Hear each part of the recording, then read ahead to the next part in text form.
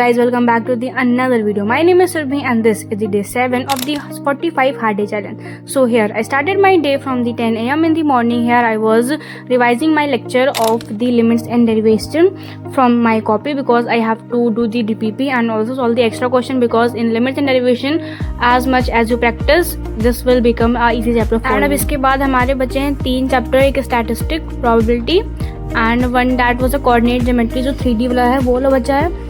And मेरे को अभी जो मेरा कोडिंग सेक्शन है वो मेरा हो गया है लगभग एंड बस हाइपरबोला का थोड़ा सा बचा है तो उसको मैं ट्राई करूँगी वन शॉट से कंप्लीट कर लूँ क्योंकि मेरा एलिप्स हो गया है, पैराबोला हो गया है, सर्कल्स भी हो गया है एंड अब बचा है hyperbola. So I will try to complete this from the one shot क्योंकि यहाँ से मैं कोडिंग सेक्शन शुरुआत से सर्कल मेरा हो गया था यहाँ से एंड सर्कल्स के बाद जो पैराबोला एंड हाइपरबोला मुझे बैच से करना है तो उसके लिए मैं टाइम निकाल लूँगी क्योंकि मैंने वन शॉट देख लिया है. तो क्योंकि उसमें इतना कोई टफ चैप्टर नहीं है कि मैं उसको बैच से देख के मेरे क्वेश्चन हो गए तो नहीं, one shot is sufficient for that.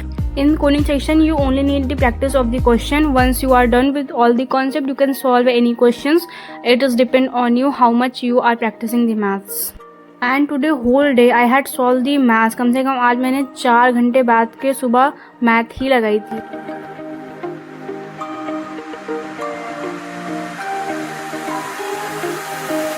After completing the revision of the lecture 1 here I was solving the DPP क्योंकि questions is very important. इसमें पूरे 19 questions थे मेरे, इसमें से 12 क्वेश्चन सही हुए थे एंड मेरे 5 गलत हो गए थे एंड जो 2 क्वेश्चन मैंने स्किप कर दिए थे क्योंकि मैं उनको सॉल्व कर चुकी थी पहले ही कॉपी में तो मैंने सोचा उनको क्या करूँ सॉल्व दोबारा. वो थोड़ा से रिलेटिवली ईजी भी थे दैट्स वाई उनको मैंने नहीं सॉल्व किए थे. तो यहाँ पे I was satisfied with my score because I had scored 15 out of 19 question.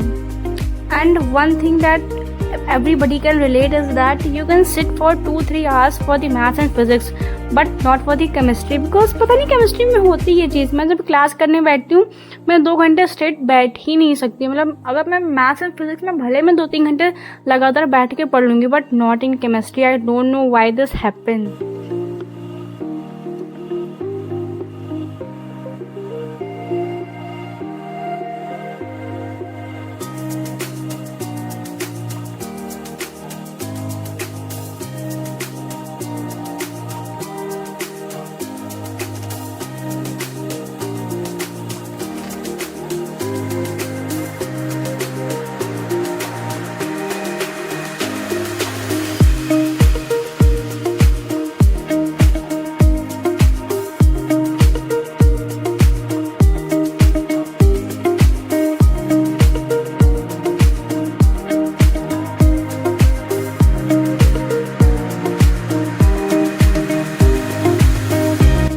After completing my DPP यहाँ पे मैं थोड़ा सा मैंने ब्रेक लिया 1 घंटे का क्योंकि मैं बिल्कुल एग्जॉस्ट हो गई थी.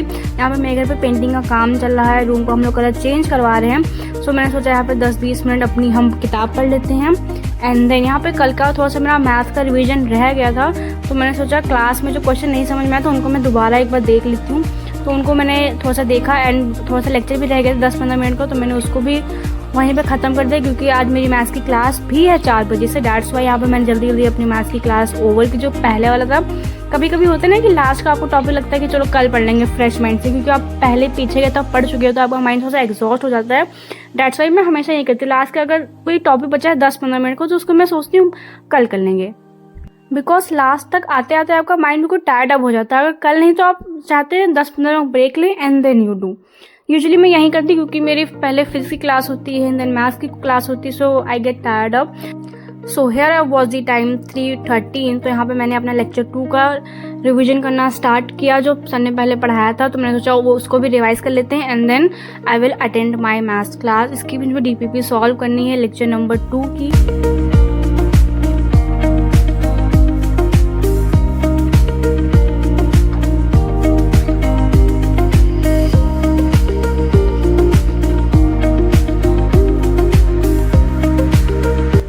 सो after completing my maths revision here was the time 4 and अभी टाइम था मेरा मैथ्स की क्लास अटेंड करने का क्योंकि हमारी 4 बजे लाइव क्लास स्टार्ट हो जाती है and that was the lecture number 4 of the limits and derivative.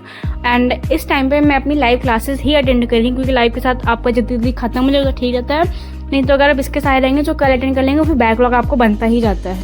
And limits and derivation is similar to the trigonometry and वहाँ पे ट्रिग्नोमेट्री के मैंने सारे फॉर्मूलाज याद किए थे, क्वेश्चन लगाए थे। तो हाँ, मेरी जो ट्रिग्नोमेट्री एक एवरेज तक है, तो I can relate this limits and derivation to the trigonometry, क्योंकि सर ने कहा था जिसकी ट्रिग्नोमेट्री स्ट्रॉन्ग है तो they can make their limits and derivation also strong. So there is a advantage for the student who had practised a lot in the trigonometry. तो यहाँ पे क्योंकि लिमिट्स एंड डेरिवेशन में ज़्यादातर फॉर्मूले आपके ट्रिग्नोमेट्री के ही लगेंगे, थोड़े बहुत जो शुरुआत की वो तो है, चलो लिमिट्स का अलग है, लेकिन जो लास्ट के जो आधे ट्रिग्नोमेट्रिक जो लिमिट्स है वहाँ पे आपका पूरा ट्रिग्नोमेट्री ही लग रहा है।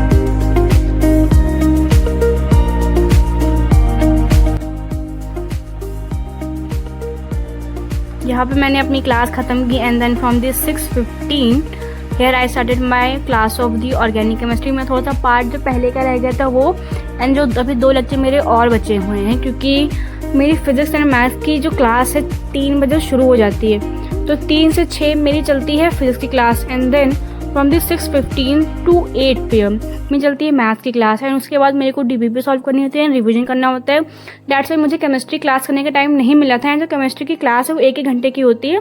तो मैंने सोचा उसको मैं एक दिन में 2 क्लासेस कर लूँगी, तो I will finish my chemistry class. तो यहाँ पे मैंने अपना एक लेक्चर अटेंड किया, जो आधा लेक्चर मैंने पहले किया हुआ था एंड आधा लेक्चर बचा था, तो मैंने इसको कंप्लीट कर लिया। एंड देन रात को यहाँ पे I was seeing my syllabus कितना आ रहा है, and this is the syllabus for my PT3 and this is the date sheet. तो मेरे को इसका भी शेड्यूल बनाना पड़ेगा।